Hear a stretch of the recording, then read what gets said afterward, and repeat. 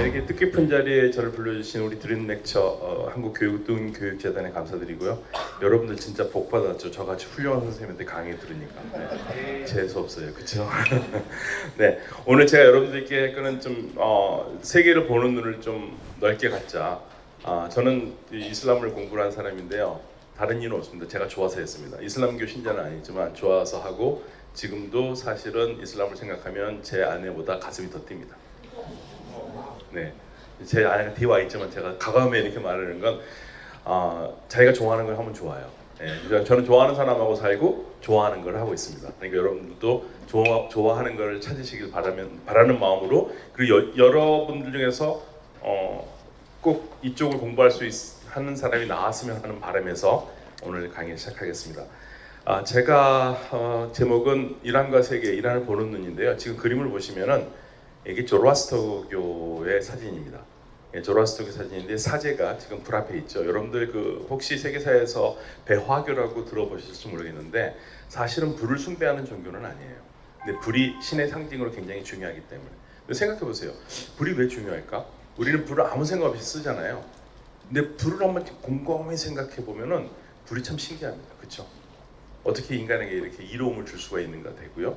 제가 대학교 때 종교학을 공부할 때 인도 종교를 배우는데 고대 인도인들은 인간의 말을 굉장히 중요시하고 신성하게 생각을 했습니다. 근데 처음에는 그 말을 들을 때 참 미개하다. 왜 말을 신성하게 생각했을까라고 하다가 곰곰이 생각해보니까 인간이 소리를 내서 말을 하고 그 말을 서로 알아듣는다는 자체가 너무 신비하지 않습니까? 제가 좀 이상한 건 아니죠. 예.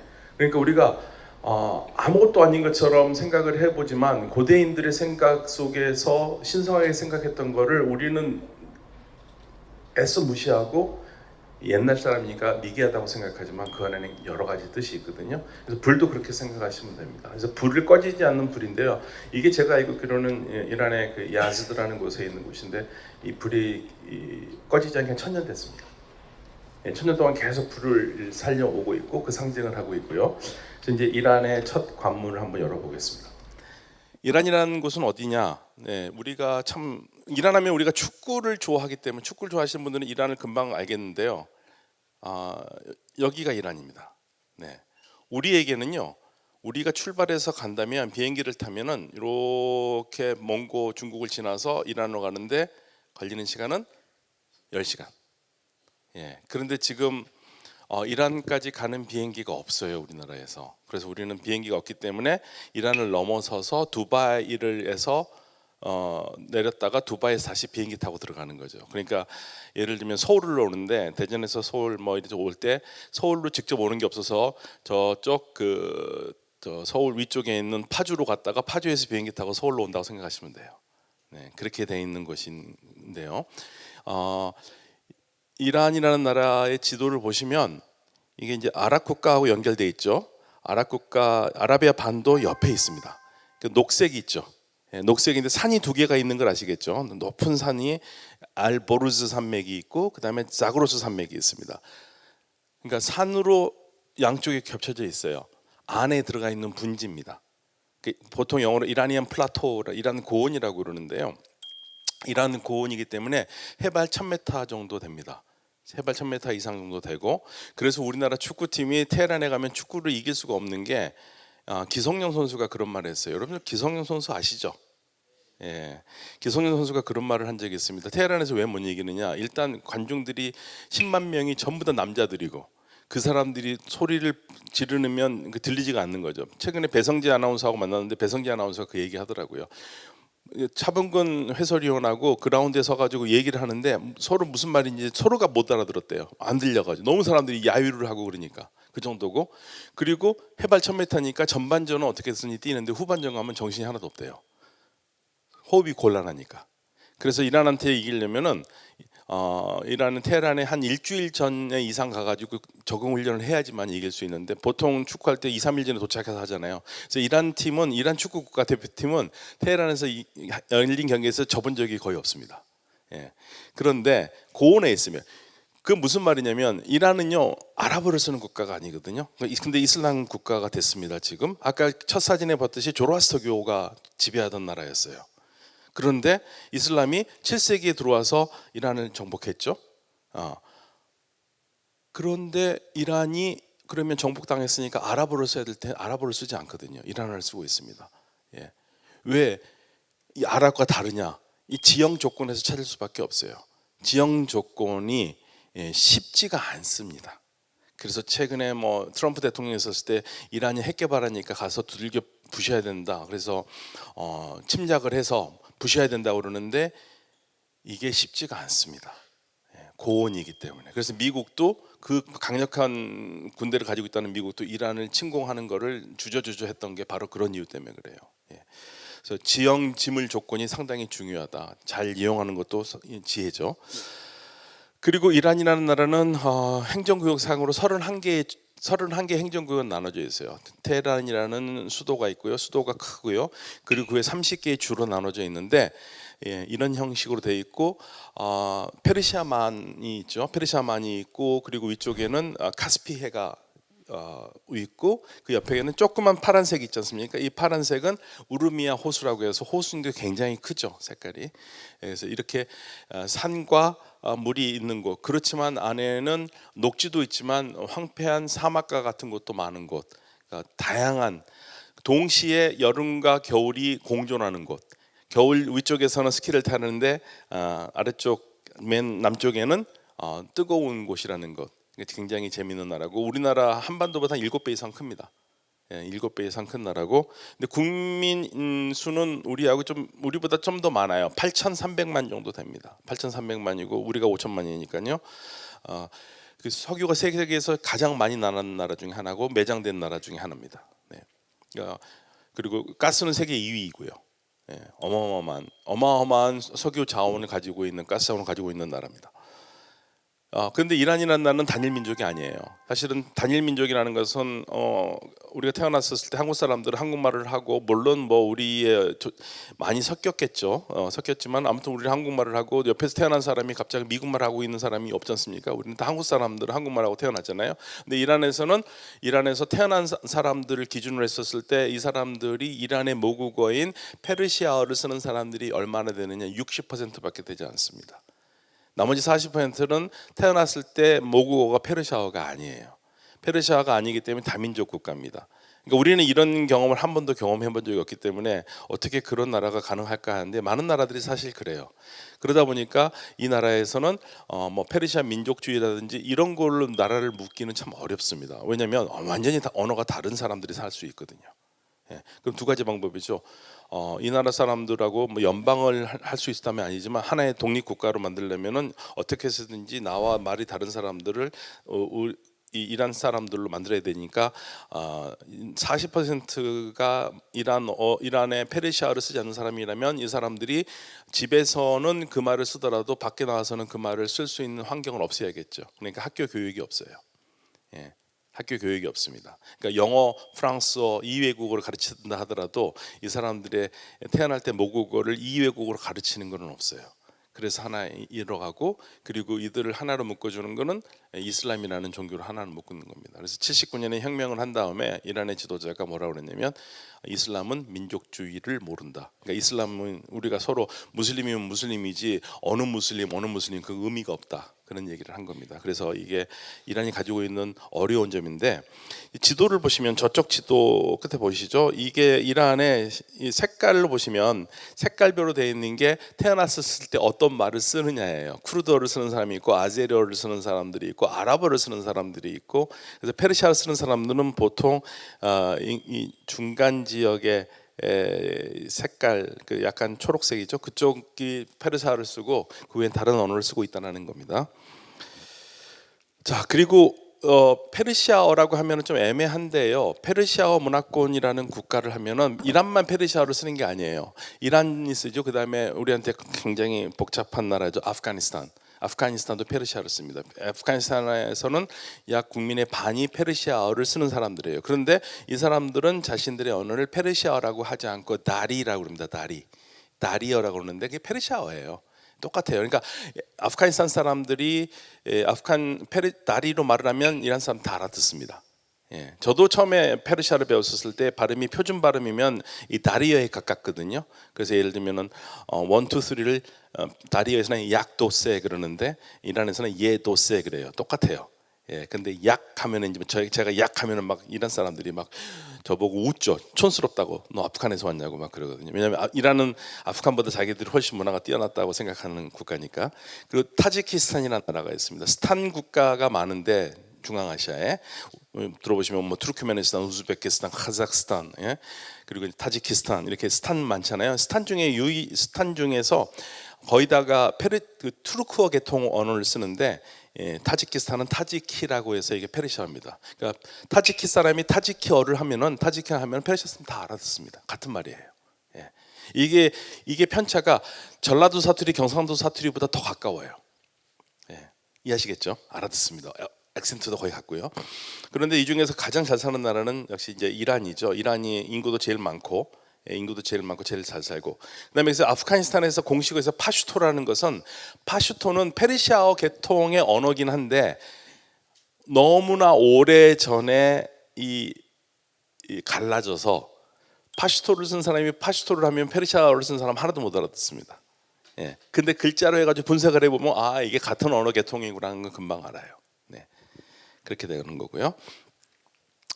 자 여기 이제 이란의 테헤란 수도 테헤란만 제가 좀 모아본 건데요. 이란 테헤란에는 되게 어마어마하게 높은 3,000m 높은 산이 있습니다. 테헤란에서는 스키를 탈 수 있습니다. 그리고 테헤란 대학교 근처에 있는 이 녹색 단풍 묻은 풍경 여기는 테헤란에 있는 기차역 그리고 여기는 테헤란에서 가장 뭐 들어가는 심장부로 들어가는 곳인데요. 굉장히 그림은 아름답지만 여기서는 마스크를 쓰고 다녀야지 살 수가 있어요. 왜냐하면 너무 매연이 심해서. 예. 그러니까 테헤란에서는 조깅을 하면 안 됩니다. 조깅을 하면은요 일찍 죽어요. 공기가 나빠서 내 폐가 공장지대에 산 사람 폐하고 똑같이 돼요. 예. 그러니까 분지니까 잘 안 빠져나가요. 분지라는 곳이. 그리고 이 테헤란에서 본 야경입니다. 멋있죠. 예. 그래서 이제 이게 테헤란의 모습인데 테헤란이라는 곳은 우리하고 비슷해요. 그리고 우리나라 지금 이 고등교육재단의 주소가 테헤란로잖아요. 잘 생각해 보세요. 대한민국에서요 외국 도시 이름을 딴 유일한 거리 이름이 테헤란로입니다. 예.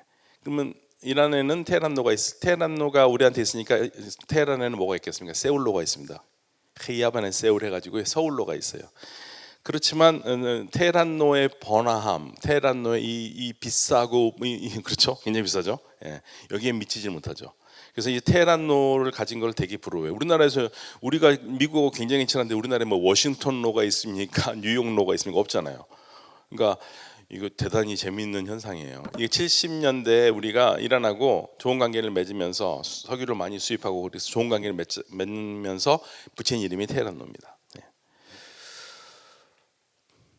그리고 이제 이란의 모습들이죠. 이란의 모습들에서 음식들이고요. 보통은 이제 이게 아침 같을 때 이렇게 많이 먹거든요. 이게 점심이나 저녁 때쯤에 점심 때 주로 이렇게 먹고요. 그리고 이제 테헤란의 시장 그리고 시장들에서 사람들 모습들입니다. 한국하고 테헤란은 굉장히 이란하고는 사이가 좋았습니다. 네, 좋았습니다. 지금은 그렇게 좋지는 않습니다만은 우리 문화가 많이 들어갔어요. 대장금과 주몽이 굉장히 인기를 끌었습니다. 대장금인데 이란 사람들이 제이 발음이 있는데 독일의 영향을 받아서 그런지 독일에서는 제이라고 써놓고 이 발음을 하죠. 원래 라틴어에서 I나 제이 발음이 같은 발음입니다. 그러니까 예를 들면 지저스라고 그러는데 지저스가 아니고 원래 예수스거든요. J나 I나 같은 발음인데 나중에 영어나 불어권에서는 J를 즈 발음으로 하는 거고 독일어권에서는 그대로 이 발음을 해요. 그래서 대장금이라고 쓰면 대장금이라고 읽을 수 있는데 왜 그런지 모르겠어요. 이란에서는 대양금이라고 그럽니다. 양금이 장금이 아니라 양금이라고 그러는데 이영애 씨는 최고 인기고요. 그다음에 주몽.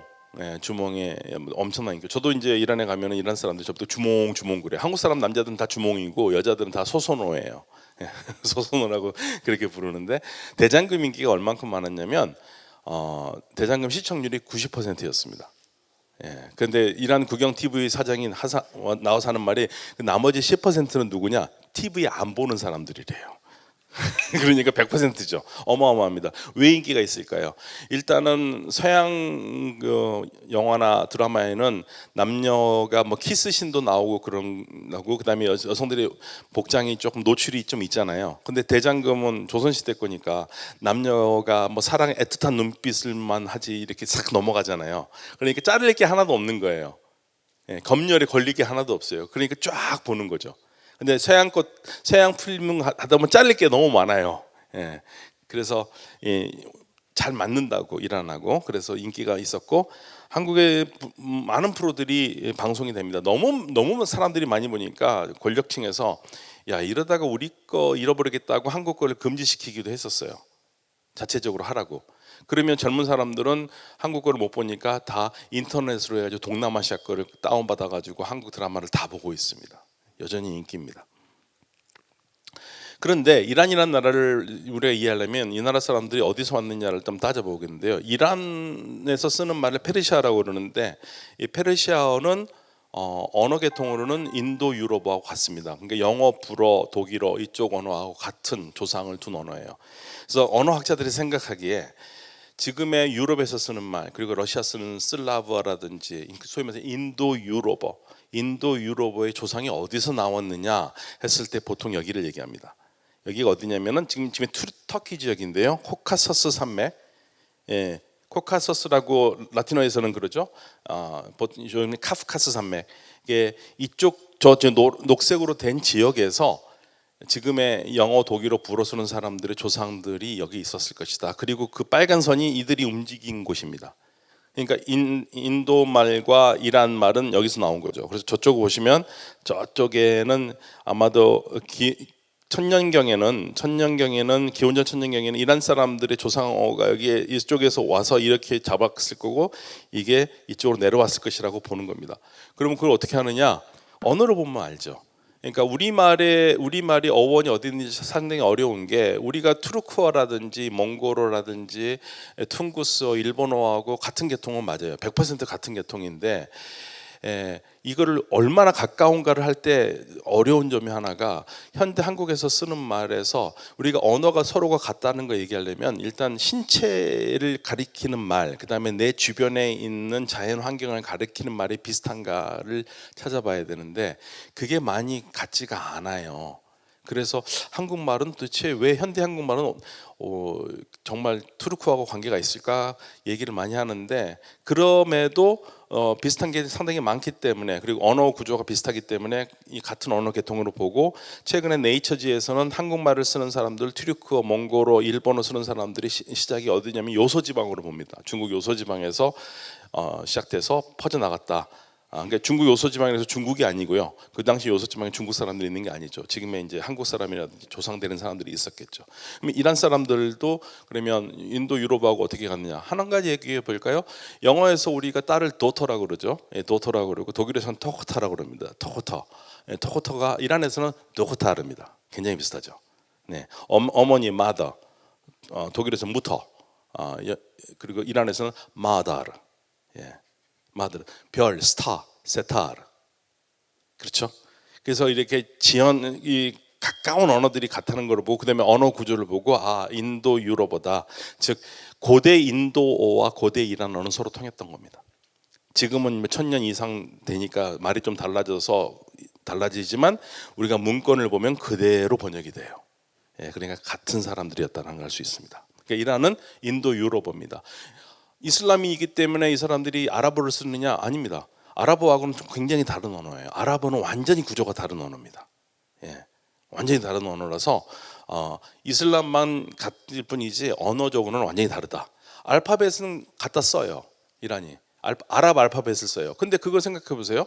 여러분들한테 독일어 책을 주면 독일어 책 읽을 수 있습니까? 못 읽죠. 영어를 쓴 사람한테 프랑스어 책 주면 읽습니까? 못 읽습니다. 무슨 말인지 하나도 몰라요. 읽지도 못해요. 예, 그냥 A, B, C 써 있는 건 알겠는데 그 영어식으로 발음할 수 있겠지만 그걸 영어식으로 발음하면 프랑스 사람들이 알아들었습니까? 못 알아듣죠. 예, 그러니까 똑같은 겁니다. 문자는 빌려서 쓰지만 뜻은 다르다. 예, 발음도 다를 수 있다.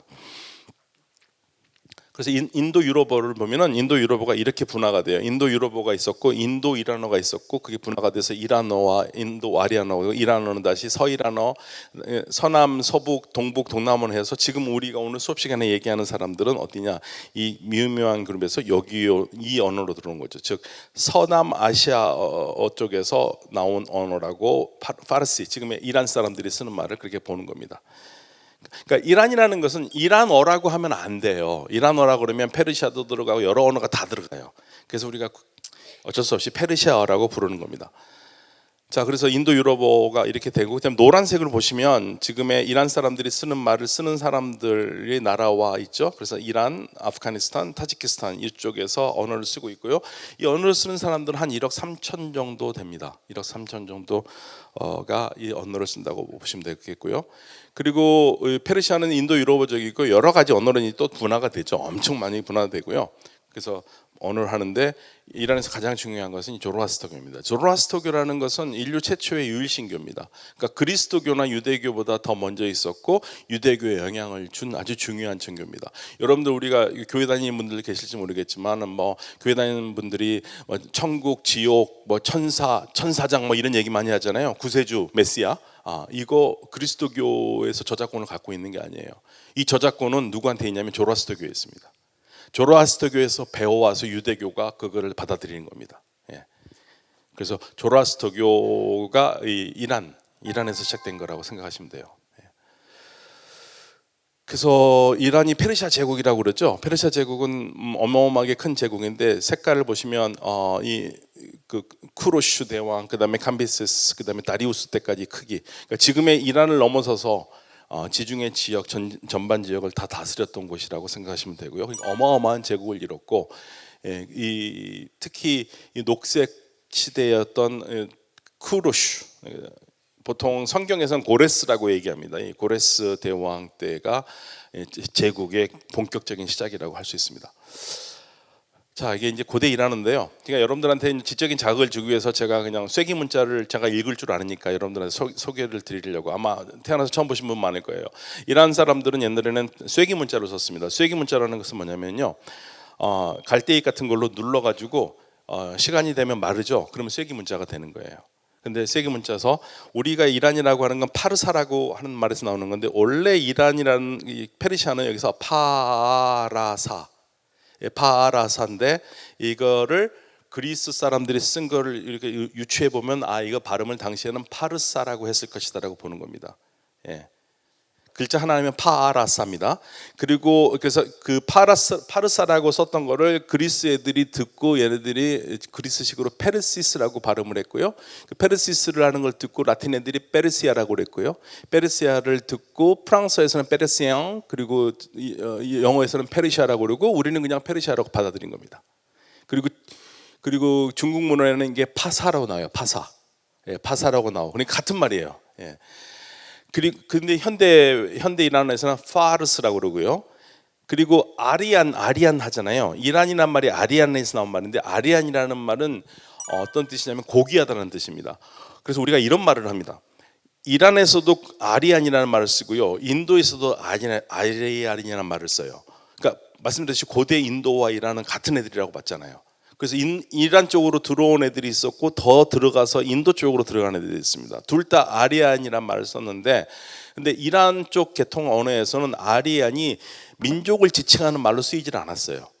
그러면 그 무슨 말이냐? 얘네들은 들어갔었을 때 기존에 살고 있던 애들이 있던 게 아니다. 그래서 스스로를 고귀하다고 얘기했지, 이게 지배적인 용어라든지 계급 언어로 쓰지 않았다고 보는 거고요.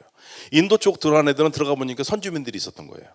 선주민들이 있었으니까 선주민들에게 대해서 우리는 고귀한 아리안족이다라는 걸 얘기했기 때문에 이게 아리안이라는 게 계급적인 용어로 쓰입니다.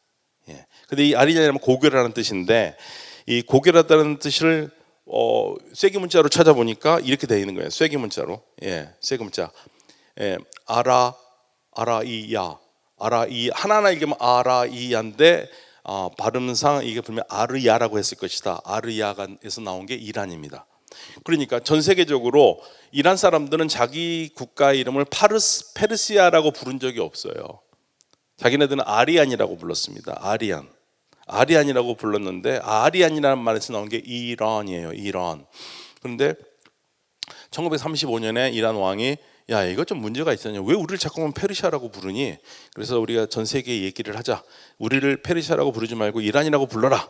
우리 왕국 이름은 이란이다. 이렇게 얘기를 했더니 그 당시에 그 위원회에서 뭐 지금 우리가 저같이 이란 공부하는 사람들한테는 가장 중요한 학자 중에 야르샤 테르라는 학자가 나와서 폐하, 지금 전 세계가 거의 2000년 이상은 우리를 페르시아라고 불러왔는데 그거를 갑자기 이란이라고 하라고 그러면 이 사람도 혼란스러워서 이란과 페르시아를 다른 나라로 생각합니다.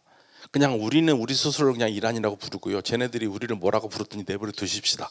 그래서 이란은 이란이라고 하고 밖에서는 페르시아라고 불러요. 근데 제가 여러분들한테 질문 하나 드릴게요. 페르시아라는 말을 들었을 때의 느낌과 이란이라는 말을 들었을 때 느낌에서 페르시아라는 말을 듣는 게 더 긍정적이에요, 이란이라는 말이 더 긍정적이에요? 페르시아가 더 긍정적이라고 생각하시는 분 손들어 보세요. 뭔가 좀 있어 보이고. 네. 네, 내려보세요. 이란이 그렇다. 아, 이상하네 이분들. 보통 우리가 서양에서 우리 한국에서 페르시아 하면은 우와 뭔가 뭐 페르시아 왕자가 나타나고 페르시아 공주고 막 이쁘고 막 이럴 것 같잖아요. 그렇죠? 예. 이란 하면 우와 그 이상한 애들 막 폭탄 던지는 애들 막 그렇죠. 느낌이 딱 그거예요. 그래서 서양에서도 페르시아 하면 애들이 우와 이래요. 근데 이란 하면 이러거든요. 예, 느낌이 그렇죠. 그래서 사실은 똑같은 사람들이에요. 페르시아나 이란이랑 똑같은 사람들이는데 이 말 한마디가 이렇게 느낌이 다를 수가 있습니다. 예. 자, 그러면 더 열심히 가는데요. 그다음에 왕조들이 있습니다. 그래서 첫 번째 가장 오래된 왕조가 아케메네스인데요. 아케메네스 마찬가지예요. 이란 애들은 아케메네스가 부른 적이 없습니다. 하카마니슈라고 불렀는데 이거를 발음이 안 되니까 그리스 애들이 아케메네스라고 부른 거고요. 그 다음에 파르티아도 이란에서는 파르사반데 이거를 발음이 안 되니까 라틴어나 그리스에서는 파르티아라고 부른 거고요. 파르티아를 이 사람이 첫 왕이 아슈크니까 아르슈크라는 왕이 있었으니까 중국 애들은 아르슈크 하니까 가까운 게 안식이 된 겁니다. 예. 그리고 사산조를 거쳐서 여기까지는 사산조는 또 글자가 달라지죠. 이게 파울라비 문자인데요. 예, 이건 오른쪽에서 왼쪽으로 있습니다. 그 동안은 왼쪽에서 오른쪽으로 읽었는데 이제 오른쪽에서 왼쪽 사산 이렇게 되고요. 그 사산이 되고 그다음에 이슬람 시대면 아랍어로 쓰죠. 그냥 글자가 달라집니다. 그래서 그 전에는 쐐기 문자로 썼다가 그리고 아람어 알파벳을 받아서 파울라비로 썼다가 지금은 이제 아랍 알파벳에서 파르스라고 쓰는 게 지금 현재 이란입니다. 자, 그래서 이제 이란에서 굉장히 중요한 사람이 조로아스터인데요. 조로아스터는 파울라비로 쓰면 자라투스트라라고 그러는데 이게 라팔로의 아테네 학당이라는 그림이거든요. 아테네 학당의 그림에서 다 유럽 사람들이 있는데 딱 두 사람이 비유럽 사람들이 들어가 있습니다. 그 사람이 누구냐? 조로아스터. 조로아스터 저쪽 끝에 있죠. 그리고 여기에 약간 험상궂은 얼굴로 이렇게 쳐다보는 사람 이븐 루슈드, 철학의 대가. 지금의 그 무슬림이고 스페인 무슬림 출신입니다. 이 두 사람이 있는데 조로아스터는 굉장히 긍정적으로 들어가 있죠. 대단히 얼마나 중요하게 생각했는지 아시겠죠? 지혜의 사람이고 이게 이제 조로아스터교의 상징인데요. 이게 뭐 조로아스터교의 신이라고 하는 신은 아니고 상징입니다. 그래서 조로아스터교는 세 가지를 얘기해요. 올바른 생각, 올바른 말, 올바른 행위를 해야지 천국에 간다. 그래서 그거를 나타내는 그림이고. 그 상징이 되고요. 그걸 이제 보통 뭐 프라바시 또는 파라바하르라고 얘기를 합니다. 아마 알아두시면 좋아요. 이게 모든 고대 페르시아 제국에 관계된 문헌에는 이런 그 유적에는 이런 그림들이 다 들어가 있습니다. 거의 왕권을 상징해요. 이거는 이제 제가 제일 좋아하는 왕인데요. 쿠로슈 대왕, 쿠루슈라고 그러는데 쿠루슈 이 무덤입니다. 무덤인데 비어 있죠. 이게 원래 그 조라스교 믿는 사람들은 땅에다 매장하지는 않거든요. 땅에다 매장하고 보통은 조장을 하죠. 산 위에도 올려놓고 새들이 먹고 하게 하는데 그 무덤이고 이분이 왜 전 세계적으로 유명하냐면 페르시아 제국의 초대 황제라고 할 수 있고 그리고 이 사람은 유대인들이 노예 생활하는 걸 해방시켜준 사람입니다. 유대인들의 은인입니다. 그래서 유대인들의 히브리 성경에 이분의 이름이 들어가 있어요. 고레스. 이사야서 45장 1절에 나옵니다. 그 고레스가 바로 이분이고 유대인들의 은인이죠. 그리고 이분이 남긴 것 중에 하나가 이 쿠로슈 실린더라고 그러는 건데, 이 실린더는 뭐냐면 보통 옛날에는 제국이 어느 나라를 지배를 하잖아요. 그러면 지배를 한 사람들을 뿔뿔이 흩어지게 만들어서 강제 이주를 시키는데, 이 사람은 강제 이주 당한 사람들을 고향으로 돌아가게 해줍니다. 그래서 유대인들이 고향으로 돌아갈 수가 있었어요. 고향으로 돌아갈 수 있었고, 그래서 이 실린더에 뭐가 써 있냐면, 이게 지금 쐐기 문자로 써 있는데요. 쐐기 문자로 나는 어떤 왕이다 얘기, 자기가 통치 영역을 얘기하고, 그러면서 이 내용의 근본적으로 누구든지 내 제국 안에서 자신들이 믿는 종교를 믿고 이런 거를 얘기를 해줘요. 그래서 우리가 이거를 세계 최초의 인권 선언문이라고 얘기를 합니다. 예, 자기 제국에 사는 사람들한테 자유를 주는 겁니다. 이게 제국입니다. 제국의 특징은요, 다양한 언어를 쓰는 사람들이 살아가는 곳이고, 그거를 그렇게 해줄 수 있는 것이 제국이에요. 진정한 제국이 그럽니다. 근데 로마는 그런 제국이 못 됐어요. 로마는 왜냐하면 그리스도교를 국교화시키면서 로마가 무너지는 거예요. 제국은 원래 어떤 특정한 종교를 국교화시키면 안 돼요. 예. 그래서 이 쿠로슈가 대단한 사람이죠. 그리고 저쪽에 그릴 여기 보면은 세 글자로 돼 있죠. 여기 위에는 고대 페르시아어, 아래는 이제 그 당시에 제국에서 통용된 언어로는데, 여기는 나는 쿠로슈로 하면서 아케메네스의 아들이라는 것을 하면서 선점 그 세계에다가 알려주는 거죠. 자기가 어떤 사람이라는 거를. 예. 물론 이제 다리우스 때 한 거고요. 이 페르세폴리스는 쿠로슈 대왕 때 생각을 했고, 나중에 다리우스 대왕이 만든 궁전인데요. 정확하게 용도는 잘 모릅니다만은 적어도 여름에는 궁전을 쓰지 않았을까라고 봅니다. 입구가 이렇게 돼 있고, 그리고 아름다운 부조들도 돼 있고. 근데 이제 알렉산더가 여기를 침략하면서 그게 고의적인 방어인지 아니면 실화인지는 뭐 의견이 엇갈리지만, 아무튼 알렉산더가 침공하면서 이게 다 불타버렸어요. 그래서 지금은 이렇게 흔적만 남아 있는데, 흔적만 남아 있는 것만 해도 어마어마합니다. 네. 그래서 여기는 이 뛰어난 그림 실력이죠. 사자가 숫소를 먹는 건데요, 잡아먹는 건데, 이거는 겨울이 가고 봄이 왔다라는 상징을 보여주는, 이런 것들을 이런 식으로 그림으로 표현을 합니다. 부조로. 그리고 여기는 다리우스 대왕의, 이거 마찬가지로 다리우스 대왕의 다리아부슈라는 곳 돼 있고, 요거를 그리스 애들은 다리우스라고 불렀고요. 다리우스라고 부른 거, 요 부조들을 보여주고 있고요. 고대 페르시아입니다. 여기는 여러분들이 그 300에서 나오는 크세르크세스, 크샤야 부슈인데요. 크샤리아슈, 크샤르시가 있는데, 여기 크샤르샤 여기 이름이 돼 있죠. 이름이 돼 있고, 요 이름이 이렇게 돼 있고, 그걸 이제 그리스 애들이 듣고 크세르크세스라고 얘기를 한 거고, 그 무덤에 있는 부조들입니다. 그리고 고대 페르시아 끝나고 파르시아 제국 때, 파르시아 제국 때는 안식이죠. 그때는 샤프루 1세가, 이때는 이제 사산조 때인데, 사산조 때 샤프루 1세가 로마 황제를 무릎 꿇리는 말레니아누스 황제가 패배를 하죠. 4번에 싸워서 3번을 패배합니다. 그래서 얼마나 힘이 셌는지 알 수 있고요. 그리고 여기는 그 신전입니다. 신전인데 나중에는 이게 전망대처럼 쓰이는데, 조라스터교는 불을 피우면서 불을 항상 이렇게 중요시 생각하기 때문에 신전으로 예전에 썼던 곳입니다. 여기는 조라스터교의 매장지예요. 여기 산에 올라가면 침묵의 탑이 있고, 여기에 사람을 죽으면 시체를 놓으면 이 시체가 자연스럽게 독수리가 먹으면서 사라지는 건데, 지금 이 풍습은 더 이상 사용하지는 않습니다. 왜냐하면 이게 예전에는 먼 곳에 떨어진 곳에 있지만, 이제 전염병 같은 게 문제가 있기 때문에 현대에 들어와서는 이건 더 이상 하지 않고요.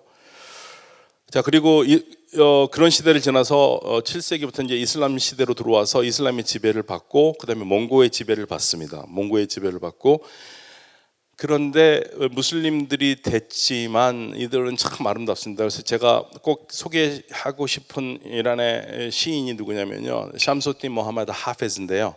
이 하페즈가 보시면 이슬람에서는 술을 금지하죠.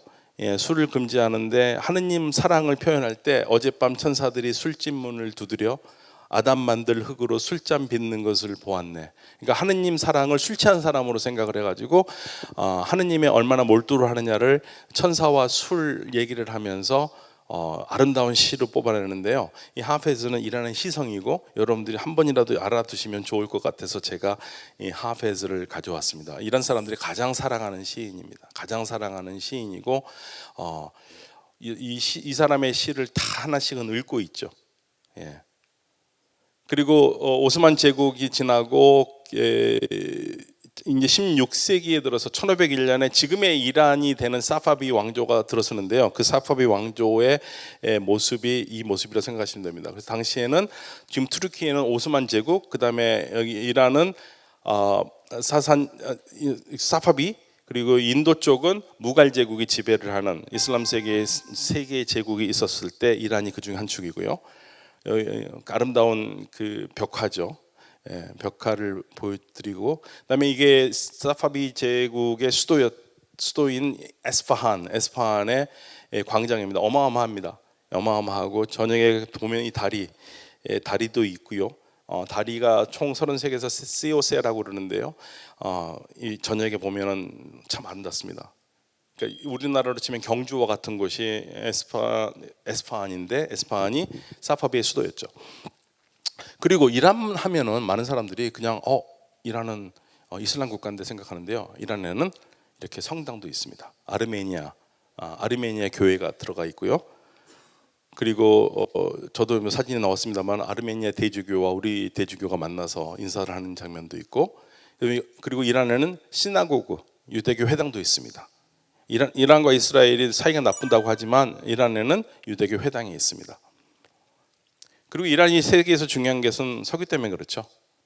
석유 때문에 그러는데, 석유가 발견된 것, 중동에서 석유가 최초로 발견된 곳이 이란입니다. 1908년에 이라크와 국경 지역에 있는 마스제데 솔레이만이라는 곳에서 영국이 석유를 최초로 발견을 하고, 이 석유가 결국에는 영국이 제1차 세계대전에서 승리하는 데 결정적인 역할을 합니다. 그리고 이 영국이 이 석유를 발견한 다음에 만든 회사가 앵글로 페르시안 오일 컴퍼니고, 나중에 이 이름이 지금의 브리티시 페트롤리움 BP가 됩니다. 그리고 이란에서 석유가 나는데, 이란한테 석유를 채굴 한 다음에 이란한테 주는 돈이 너무 적었어요. 14% 정도밖에 안 됐습니다. 그래서 어떻게 우리 땅에서 나는데 석유를 이렇게 할 수 있냐 해서 1951년에 당시 총리였던 모사데그라는 총리가 이란 석유를 국유화를 했고요. 국유화를 하니까 영국과 미국이 1953년에 정보기관이죠. CIA가 세계 최초의 해외 공작을 해서 이 총리직에서 끌어내립니다. 쿠데타를 만들어가지고. 그래서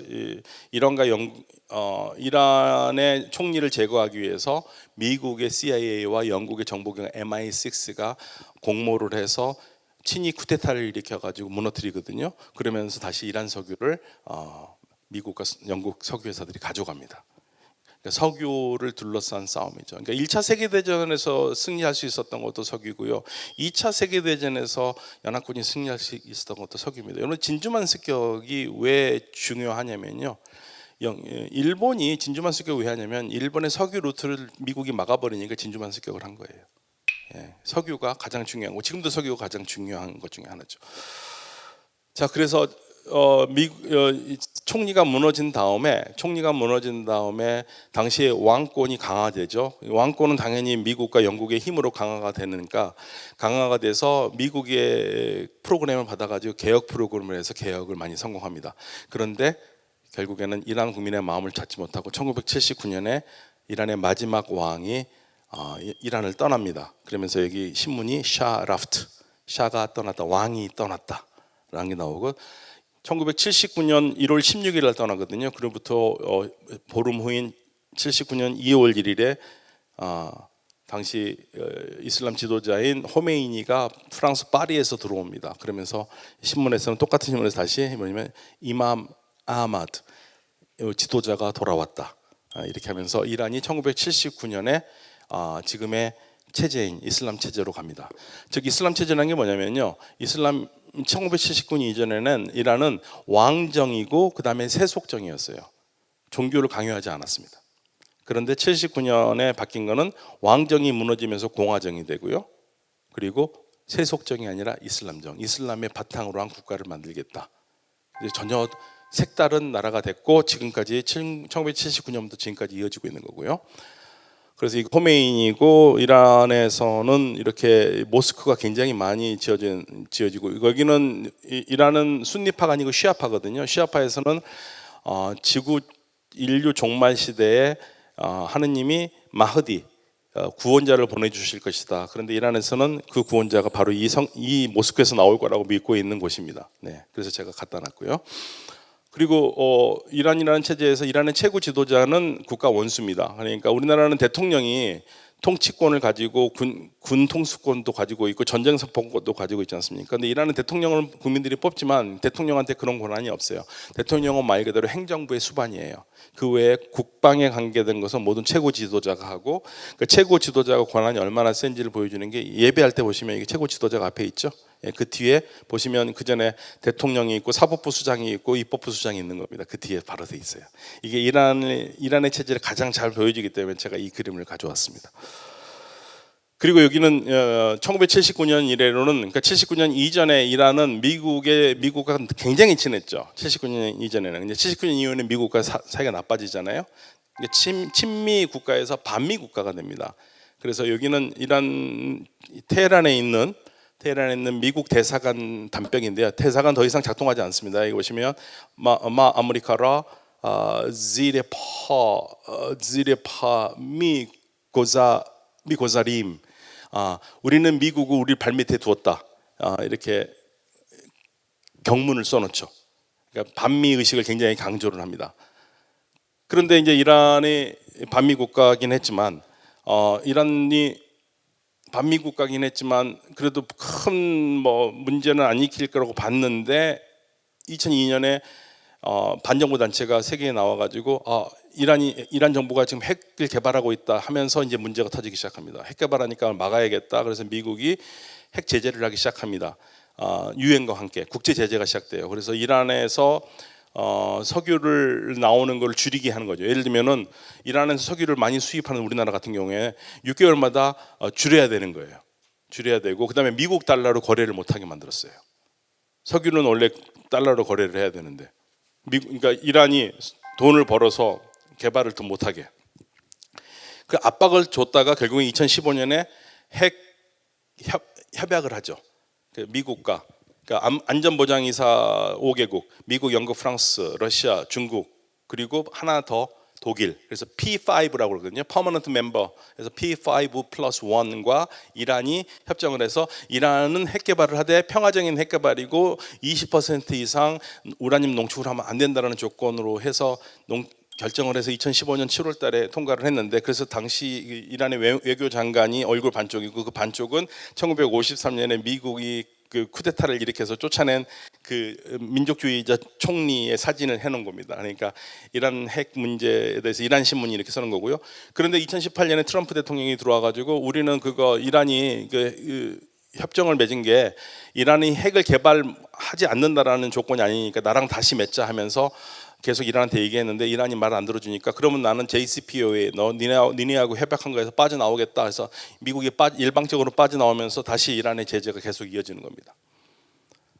근데 지금 그러다 보니까 제재가 심해지니까 환율이 2015년에 그 핵협정이 될 당시에는 미국 1달러로 살 수 있는 이란 돈이 32,370 리알이었어요. 그런데 최근 며칠 전에 제가 확인했는데 이란 1달러로 이란 돈을 살 수 있는 게 51만입니다. 이게 몇 배가 뛴 겁니까? 15배가 뛰었죠.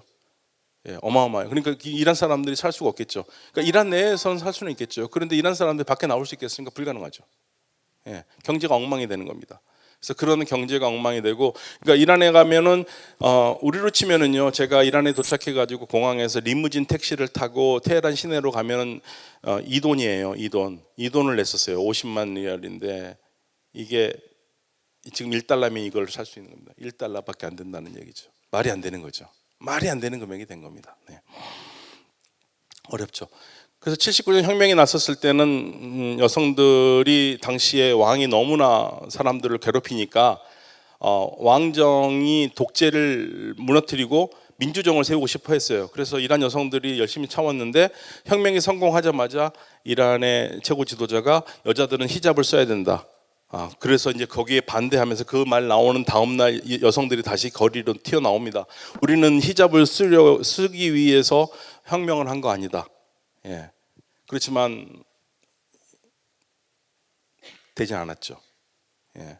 되지 않았고, 그래서 이란 여성들한테 히잡을 계속 씌우려고 그러니까 안 쓴 사람들을 이렇게 경찰이 잡아 가두는 그러한 것도 했고, 젊은 사람들은 여러분들하고 생각이 똑같아서 밝잖아요. 그러니까 막 대통령 선거 유세장에서 구호를 들면서 우리는 남녀가 평등하다, 여자들도 축구 경기장에 들어가게 해야 된다. 여자들 축구 경기장 못 들어가게 하거든요. 왜 못 들어가게 하냐면 남자들이 반바지 반팔이 입고 뛰는 그런 불경한 모습을 여성들이 보면 안 된다. 성적으로 문란하다. 그래서 여자들 축구장을 못 들어가게 했습니다. 그리고 일하는 남녀가 여자가 같이 만들었다. 우리 머리에 있는 히잡을 치워버리자, 이런 구호를 쓰고 나왔고, 그리고 여러분들이 잘 알고 있는 그 사건이 등장하죠. 여성들이 이제 이 여성이 처음으로 히잡 벗기 운동을 시작했고, 그 해에 한 여성이 이란 테헤란 거리에서 이렇게 히잡을 벗고 공개적으로 항의를 표시를 하는 것으로서 시작해서 지난해 7월 달에는 딸아이가 잡혀가는 거를 엄마가 막는 겁니다. 경찰이 잡혀가는 걸 막는 사진이고, 이거 그림인데요. 그러면서 그해 9월에 이 여성 마흐사 아미니가 히잡을 제대로 쓰지 않았다는 이유로 체포가 돼서 죽음으로 발견되죠. 3일 만에. 여기 사연에 대해서는 정부 당국 발표와 피해자의 입장은 굉장히 다른데요. 이게 문제가 돼서 이제 시위가 일어났고, 여성들이, 특히 젊은 여성들 10대들이 일어나기 시작했습니다. 이란이 걷잡을 수 없이. 보세요, 히잡을 벗었죠. 이건 정말 과감한 사진들이거든요. 그러면서 이 구호가 뭐냐면 잔, 여성, 젠데기, 삶 또는 생명, 아자디, 자유. 그러면서 이란의 혁명이 조용히 시작됐고요. 그때 이들을 지원하는 사람 중에 하나가, 이 사람을 꼭 소개하면 알리 다이라고요. 여러분들을 이걸 알면 여러분 부모님들은 아실 거예요. 우리가 1996년에 박종환 감독이 이루는 우리 축구 국가대표팀이 아시안컵 8강에서 이란을 만났는데 전반전에는 2대2였어요. 후반전에 근데 이 사람한테 4골을 줍니다. 그래서 6대2로 지고, 6대2로 졌을 때 그 영웅, 아시아에서 사실은 박지성보다 더 뛰어난 축구 선수였다고 봐요. 근데 이란 사람이기 때문에 그렇게 알려지지 않았는데, 알리다이가 이 히잡 시위를 지지하는 발언을 하기 시작했습니다. 목숨을 걸고. 지금도 엄청난 불이익을 받고 있는데요. 그래서 알리다이. 그래서 지금 현재 전 세계는 미국과 중국과 러시아가 부딪히고 있는 상황에서 이란도 여기에서 지금 갈등하고 있는데요. 그런데 이란이 그동안 사우디하고 2016년부터 외교 관계가 단절됐는데 서로 사이가 안 좋아서 다시 지금 이 엄중한 상황 속에서 중국에 중재를 해서 이란과 사우디가 서로 손을 잡고 있습니다. 근데 물론 이건 서로 사랑하기 때문에 우리 다시 우리 관계를 갖자, 그게 아니라요. 아유, 난 너 지금 싫은데 난 너 둘 다 나 너 싫지만, 야 우리 너무 많이 싸웠는데 답이 안 나오지 않냐? 그러니까 좀 쉬자, 뭐 이런 의미로 생각하시면 돼요. 지금 전 세계적으로 지금 질서가 바뀌고 있는 시대입니다. 질서가 바뀌고 있는 시대이기 때문에 이게 가능한 거고요. 여전히 이란을 사이에 두고 문제가 되는데, 지금 이란이 있죠. 그러니까 이란이 세력이 이쪽으로 뻗쳐 있고, 사우디는 빨간 거 맡고 있고, 이란이 녹색입니다. 그러니까 사우디는 이란에 거의 포위됐다시피 하고 있거든요. 근데 이 상황이 언제까지 계속 되겠느냐? 그래서 좀 손을 놓고 우리 좀 잘 지내보자 하는 게 현재의 입장입니다. 그리고 이제 끝 화일인데요. 이건 이제 지금 대통령 선거했을 때 미래는 누구가 있냐 했을 때 다시 현직 대통령과 도전하는 거였는데, 이 선거에서는 이 대통령이 이겼습니다만은 그 다음 선거에서는 이 사람이 대통령이 됐거든요. 그러면서 지금 보수적인 정권이 들어서면서 난리가 됐고, 여기는 이란의 젊은 여성들이 시위를 하는 모습, 아까 그 구호입니다. 여성, 삶, 생명, 자유 를 위해서 나가고 있고, 여기는요 제가 플레이는 안 하겠지만 여러분들 나중에 보시면 이 시위가 났을 때 젊은 어린 여러분들 나이에요. 15, 16살 되는 여학생 둘이서 기타를 치면서 아자디 타워 안에 들어가 가지고 히잡을 벗고 노래를 부르는 거, 이건 상상할 수가 없는 일이거든요. 근데 젊은이들이 한다는 겁니다. 그러니까 이란이 굉장히 오래된 나라입니다. 제가 5,000년 역사 이상을 여러분들 쭉 설명을 드렸는데 79년 이후로 이란이 잠깐 바뀐 것 뿐이에요. 그래서 어떻게 언제까지 갈지는 모르겠습니다만은 이런 아주 유교한 문화를 갖고 있는 나라가 지금 여기까지 와 있고 우리하고는 사이는 우리가 친미 국가이기 때문에 이란과 사이가 껄끄럽습니다, 사실은. 그런데 바로 붙어 있으면 더 사이가 안 좋았을 텐데 멀리 떨어져 있기 때문에 그냥 경제 교류를 했는데 문제는 우리가 지금 어려운 거는 미국이 우리가 이란한테 석유를 산 다음에 달러로 우리가 돈을 줬으면 좋은데 돈을 못 주게 하니까 어떻게 했냐면 우리가 한국 계좌에다가 이란 중앙은행이 통장을 텄어요. 그래서 우리가 이란에서 석유를 사오면 그 석유 사오는 만큼 가격을 환산을 해서 우리 돈으로 집어넣어주고, 그럼 이란 계좌에는 우리 돈이 쌓여 있겠죠. 그걸 환산하니까 뭐 70억 달러가 된다는 게 그 말입니다. 70억 달러로 돼 있는 게 아니고 우리 돈으로 돼 있습니다. 그걸 환산하니까 70억 달러가 되는 거고, 그리고 제가 만약에 이란에 물건을 팔면은 그 돈을 여기서 통장에서 받는 거예요. 근데 지금 이 통장, 그전에는 이란이 돈을 빼갔어야 되는 건데 안 빼간 상태에서 트럼프가 아예 돈을 못 움직이게 해버리니까 지금 우리가 갇혀 있는 겁니다. 그래서 이란하고 우리 사이는 이 돈 때문에 우리가 돈을 줄 수가 없으니까, 미국을 거치지 않고 돈을 줄 수 없으니까 그런 상황이 되어 있습니다. 여러분들 그래서 아마 수업 시간에 배운 것도 있고 안 배운 것도 있겠지만 제가 쭉 여러분들한테 말씀드리는 것은 세계에 이런 측면도 있다. 그리고 이란이라는 나라가 굉장히 역사가 오래된 나라고 우리는 그 역사 오래 중에 한 단편 속에서 우리가 만나고 있으니까 여러분들이 시각을 넓혀 가시고 국제 관계를 넓게 볼 수 있는 그 초석으로 이란을 설명을 드렸습니다. 하고 싶은 말은 많지만 시간이 너무 없어서요. 네. 질문 있으면 받겠습니다. 네, 감사합니다. 네, 제가 질문드리고 싶은 거는 작년부터 러시아 우크라이나 전쟁이 시작되고 그 전쟁 중인 상황에서 이란이 러시아에게 자폭용 드론을 지원하고 있는 걸로 알고 있는데요. 지금 전쟁 중인 상황에서 침략국인 러시아에게 자폭용 드론, 그러니까 살상용 무기를 지원한다는 것은 전 세계적으로 비난을 받을 것은 분명하고 거기다 더 강한 제재까지 들어올 수도 있는 그런 행동이라고 생각을 하는데, 그럼에도 불구하고 이란이 러시아를 이렇게 지원하는 이유에는 어떤 점들이 있다고 생각하시나요? 사실 이란이 그 밖에 입장에 봤을 때는 그 침략자인 러시아에게 공격 무기를 제공한다는 그 자체가 굉장히 기분이 나쁘지만 또 반대로 생각하면 왜 이란이 그렇게 했는지도 생각해봐야 됩니다. 이란이 러시아한테 줄 돈이 꽤 많아요. 줄 돈이 꽤 많은데 러시아가 드론으로 받아갔다고 생각해도 가능한 겁니다. 그러니까 다른 걸 줄 수가 없으니까. 그러니까 제재가 너무 심하니까 이란이 뭐 돈을 줄 수가 없는 상황이고, 그러면서 러시아가 필요한 거를 준 거니까 결과적으로 보면은 이란이 러시아를 돕는 꼴은 되지만 또 이란 입장에서 보면은 우리가 꼭 그런 건 아닌데 어쩔 수 없지 않느냐, 우리가 돈을 줘야 되는데 그런 문제가 있어요. 그래서 참 이게 흑백으로 나눠 보면은 어려운데 보통 언론에서는 그런 얘기는 안 하죠. 이란 역시 나쁜 애들이구나. 나쁜 애들이라서 러시아를 돕는 거라는데 그렇게 단순하게 보기는 좀 어렵습니다. 네. 이란의 어원이 아리안에서 나왔다고 하셨는데 1930년대에 아돌프 히틀러가 주장한 아리안 민족주의에 이란이 어떤 관계가 있는지 궁금하게 돼서 질문드립니다. 전혀 관계가 없습니다. 히틀러가 악용한 거죠. 그러니까 아리안이라는 게 나쁜 말이 아니거든요. 아리안이 나쁜 말이 아닌데 히틀러가 악용을 했어요. 아리안 민족, 아리안 레이스를 얘기를 하면서, 그러니까 아리안 레이스라는 게 결국에는 인도 유럽어를 쓰는 사람들을 얘기하는 순수 혈통을 얘기하는데, 순수 혈통이라는 게 어디 가능하겠습니까? 불가능합니다. 대한민국에서도 순수 혈통이 있을까요? 아마 제가 중학교 때 음악 선생님이 그런 말씀하셨어요. 우리 한국 사람들 키 큰 사람은 중국 피 섞였고 키 작은 사람은 일본 피 섞였다고. 농담이긴 하지만 그렇게 순수한 거를 받아들이기 굉장히 어렵거든요. 그래서 이 아리안이라는 말을 이제 학자들끼리 하는 얘기예요. 학자들끼리 인도 유럽어를 쓴 사람들 여기서 나왔을 것이다라고 얘기를 하는 거고, 그리고 이란은 정확하게 자기 스스로를 페르시아라고 불러본 적이 없고 항상 아르에서 나왔고, 그 아르에서 나온 말이 이란입니다. 현지 발음으로 단 게. 그래서 그거는 히틀러 때문에 아주 폭망한 언어가 돼버렸죠. 아리안이라는 말이. 그렇게 이해하시면 되겠습니다. 네.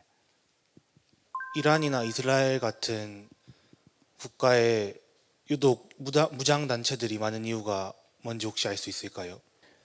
아주 간단하게 설명드릴게요. 1979년이 기점이에요. 1979년 이전에는 이란은 왕정이고 세속정이었습니다. 네가 종교를 어떤 거는 상관없었어요. 종교를 뭐 하든 말든. 그리고 이란에서는 여성들이 미니스커트 입고 다니고 디스코장도 있었습니다. 근데 79년 이후에 바뀌었죠. 79년 이후에 바뀌면서 이란이 이슬람 혁명을 하는 국가가 됐고 나라를 이슬람으로 바꾸겠다라고 얘기를 했습니다. 그런데 이슬람으로 바꿨을 때 이슬람 혁명의 구호가 뭐냐면 억압받는 자를 해방하는 겁니다. 그래서 억압받는 자는 이슬람 혁명에서 왕에게 억압받는 이란 사람들을 해방시켰으니까 일단은 그건 됐잖아요. 그러면 거기서만 끝났으면 문제가 아닌데 이란에서는 당시에 권력층이 뭐 생각했냐면 자, 세계를 눈을 돌려봐라. 또 누가 억압을 받느냐? 팔레스타인 사람들이 억압받지 않느냐? 그래서 팔레스타인 사람들을 억압받는 사람들이고 이들을 해방시키는 걸 이란이 쉽게 말하면 국가적인 어젠다로 갖게 된 겁니다. 국가적인 어젠다를 가져서 팔레스타인을 해방하려면 팔레스타인 사람들을 짓누르고 있는 이스라엘의 시온주의자들을 물리쳐야 된다. 그럼 시온주의자들을 물리쳐야 되면 어떻게 해야 되느냐? 우리가 거리가 머니까 이란하고 이스라엘은 아주 멀리 떨어지는 나라지 않습니까? 그래서 이스라엘과 가장 가까이 붙어 있는 레바논 남부가 이란과 똑같은 시아파 사람들이 있습니다. 그 시아파에서 무장 조직을 만든 게 그게 헤즈볼라입니다. 헤즈볼라에서 이란이 지원하고 있고요. 그리고 팔레스타인 중에서 하마스라는 그룹이 있는데 하마스는 원래 이란과 달리 순니인데 여기도 이란은 팔레스타인 사람들을 해방만 한다면은 물불을 가리지 않는 거예요. 그래서 하마스에도 지원합니다. 그러니까 이란이 목적이 그기다 보니까 또 이스라엘은 거기에 맞대서 싸우고 있는 거고. 그래서 이거를 무장 정파를 어떻게 볼 것이냐인데 헤즈볼라나 하마스는 정당이 있는 정당이면서 무장 조직을 가지고 있거든요. 그러니까 무장 정파라고 하면 되고, 그런데 이스라엘이나 미국 이런 쪽 입장에서는 테러리스트라고 보는 거죠. 그러니까 어떤 시각에서 어떻게 정의하냐에 따라서 똑같은 뭐 독립 무장 정파가 테러리스트가 될 수 있고 테러리스트가 무장 정파도 될 수 있는 겁니다. 네. 그런 이유입니다. 네. 이란이 그 다민족 국가여서 이슬람교를 통해서 이제 나라를 이제 묶어서 통치를 하고 있다고 했는데 이슬람교 때문에 여러 문제가 발생을 하고 있는데 이슬람교를 제외하고 이런 다양한 민족들을 하나로 묶을 방법은 또 없을까요? 어렵죠. 사실은 그러니까 이란은 다민족 국가거든요. 다민족 국가니까 다민족 국가의 특성을 살려서 가려고 그러면 가장 좋은 건 연방인데 연방은 아니니까요. 그러면 단일 체제로 가려고 그러면 항상 어려운 것밖에 없어요. 그래서 이슬람이라는 거 외에 다른 거로 가려면 세속적인 아이디어로 해서 연방으로 간다면 가능하겠지만 그거는 뭐 상상하기 어려운 상태고요. 현재로서는 이슬람이 가장 안정적으로 모두를 통합할 수 있는 거죠. 근데 문제는 거기 이란에 살고 있는 페르시아어를 쓰지 않는 사람들이 다 거기 동의한다면 문제가 다른데 그렇지 않은 사람들이 꽤 있거든요. 그러니까 그런 사람들을 누가 돕냐면은 외부 세력이 도와요. 이란을 싫어하는 나라에서는 도울 수밖에 없죠. 그래서 이란 내에 있는 민족 그 분리주의자들, 민족 분리 운동하는 사람들을 사우디아라비아나 이스라엘이나 미국이 돕는 거고, 그래서 이란으로서는 굉장히 불편하죠. 왜냐하면 국경 지역에 있는 많은 사람들이 독립운동하는 사람들이 꽤 있거든요. 그래서 히잡 혁명이라고 할 때 우리 언론에 잘 알려지지 않은 거 있는데 사형 선고 받은 사람들 중에서는 대다수가 그 민족 독립운동하는 사람들. 예. 그래서 이란을 넘어뜨리려고 하는 사람들에서 국가보안법식으로 제명을 씌워서. 이란 입장에서는 그럴 수밖에 없죠. 제명을 씌워서 사형을 시킨 거고요. 히잡 시위 그 자체만으로 사형받은 사람들은 없다고 봐야 돼요. 예. 그래서 이게 이란의 가장 큰 문제입니다. 네. 제가 드리고 싶은 질문은 현재 이란에서 여성 인권이 존중받지 못하는 상황이라고 말씀해 주셨는데 여성이며 학생 신분을 가지고 있는 아이들에게 국가가 지원해주는 교육은 잘 진행되고 있는지 여쭤보고 싶었습니다. 네, 교육 프로그램은 돌아가죠. 그러니까 여성들, 그러니까 무슬림들 중 국가 중에서 가장 그 발전한 나라 중에 하나가 이란이고 이란에서 여성들 교육을 받습니다. 그건 전혀 문제가 없습니다. 근데 이제 문제가 되는 게 뭐냐면 결국 이슬람 문화하고 부딪히는 건데 이게 이란만의 문제는 아니고요. 모든 국가들의 문제이기는 한데 자유를 어디까지 둘 것인가. 그러니까 뭐 여성들한테 자유 주면 되잖아요. 그런데 여기에 장애물이 뭐가 있냐면 우리 한국 사회에서는 너무나 여성들의 자유스러움 그다음에 이거를 너무 당연하게 생각하지 않습니까? 그런데 이슬람 가치를 수호하는 곳에서는 이거는 서양 문화라고 생각하는 경우가 많아요. 예. 그러니까 여성의 위치를 어디까지 볼 것인가, 여성이 집에만 있어야 될 존재냐 아니면 밖에 나가서 활동할 수 있는 존재냐인데, 이란에서 밖에 여성들이 활동하거든요. 활동을 하는데 복장에 제약이 있으니까 그게 여성들한테 가장 큰 불만이기도 하고, 그리고 남녀가 같이 섞이는 게 어려워요. 그래서 보통 우리가 회사에, 우리 TV 같은 데 보면은 회사에서 비서분들이 여성분들이 많잖아요. 근데 이란은 비서분들이 여성분들이 없어요.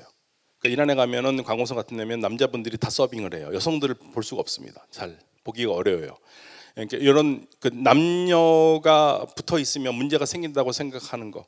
그러니까 우리도 사실은 60년대, 70년대도 많이 그랬는데 이제 이란은 그게 구조화가 됐다고 봐야죠. 그러니까 교육은 하는데 그런 어려움이 있고, 그다음에 그 이슬람 때문에 그래요. 그리고 여성들이 출마할 수 없는 선거도 있어요. 예를 들면은 그 이슬람법 전문가들이 나오는 선거는 88명을 뽑고 8년에 한 번씩 하는데 거기는 아직까지 여성의 입후보가 허락되질 않았습니다. 그래서 그런 구조적인 문제들이 주로 그 서양의 가치냐 이슬람의 가치냐 했을 때 여성들의 해방 이런 것들은 전부 다 서양 가치로 보는 경향이 짙기 때문에 이거를 재해석하고 이슬람화 시키기 전에는 어려운 부분들이죠. 쐐기 문자를 알려주시면서 발음을 읽어주셨던 게 기억나는데, 이 쐐기 문자라는 게 고대 문자지 않습니까? 근데 제가 알기로는 보통 고대 문자를 해석하는 방법은 그 다른 같은 글을 번역된 걸 다른 글과 대조해서 그 알아보는 걸로 알고 있는데, 이런 고대 문자의 발음까지 알 수 있었던 방법이 무엇인지 질문드리고 싶습니다. 지금 질문하신 거에 답이 있어요. 그러니까 이게 주변에 문헌이 없으면 불가능해요. 주변에 문헌이 없으면 이게 도대체 뭘 쓰는지 알 수가 없습니다. 그래서 주변에 있어 당시의 주변, 그리고 이 쐐기 문자보다 더 먼저 있었던 문자들, 이거를 참조를 하고, 그리고 기가 막히게 이게 번역이 된 게 있으면 거기에서 짜 맞춰가는 겁니다. 하나하나. 그래서 발음을 복원해내는 겁니다. 발음을 복원해내는 건데, 이 페르시아, 올드 페르시안인데요. 이 쐐기 문자가 굉장히 명징한 거는 다른 문자들은 복잡하거든요. 예를 들면 수메르 쐐기 문자는 글자가 하나 외우려면 사람 죽습니다. 외워야 될 게 너무 많아요. 근데 여기는 딱 알파벳식으로 돼 있고 명확하기 때문에 페르시아 쐐기 문자는 정말 해석하기가 상당히 다른 언어보다 훨씬 더 쉬웠어요. 그리고 그리스 사람들의 도움도 굉장히 필요하죠. 그리스 문헌에 다 남았으니까. 근데 왜 그리스 사람들이 페르시아 문헌을 남겼을까요? 그거는 다시 말씀드리면 페르시아가 더 위대한 문화였기 때문에 그렇습니다. 페르시아가 더 위대한 문화였고, 우리가 많이 알고 있는 현대 세계에서 서양 문화, 그리스 문화라고 하는 것들은 그 원류가 바로 페르시아라든지 페르시아 이전에 메소포타미아에 있는 거예요. 근데 우리는 그동안 지식의 식민지화가 돼 있어서 우리는 1948년 교과 개정 이래로 서양이 옳다라는 것으로 와서 모든 교과 과정이 서양 중심으로 왔습니다. 제가 이 말을 꼭 드리고 싶어요. 그러다 보니까 우리가 1948년에 정부를 수립한 다음에 교육제도를 만들었었을 때 교육제도 만든 사람들이 전부 다 미국 박사들입니다. 미국 박사들이니까 이분들은 미국이 다 훌륭하니까 한국적인 걸 다 뺐습니다. 한국 음악 안 가르쳤습니다. 한국 미술 안 가르쳤습니다. 한국 철학 안 가르쳤습니다. 그래서 참 웃을 수 없는 얘기인데, 제가 제 또래 미국 아이들보다 미국의 흑인 연가를 더 많이 합니다. 미국의 전래가요를 우리가 더 많이 합니다. 그리고 미국의 사람들보다 우리가 더 미국의 팝송을 더 많이 알아요. 이제 지식 편중이 넘어야 됩니다. 여러분들, 그래서 제가 오늘 짧은 시간이지만 정말 그 5,000년을 달려온 게 쐐기 문자부터 여러분들이 새로운 세계로 가셔야 돼요. 남들이 가는 길로 가시면 안 됩니다. 저 보세요. 남들이 안 가는 길로 가잖아요. 제가 좋아서. 그렇죠? 예. 그래서 여러분들이 좋아하는 걸 찾으시고 좋아하는 거를 찾고 열심히 하다 보면은 언젠가 정말 훌륭한 사람이 될 수 있을 것이라고 저는 믿고, 우리 여러분들 중에서 꼭 그 한두 명이라도 이 지역을 공부하는 사람이 나와서 우리 한국 고등교육재단이 얘기하는 전 세계로 뻗어나가는 교육재단의 힘을 여러분들이 좀 보여주셨으면 좋겠습니다. 좀 부러워요. 저는 이런 거 있는지도 몰랐습니다. 고맙습니다.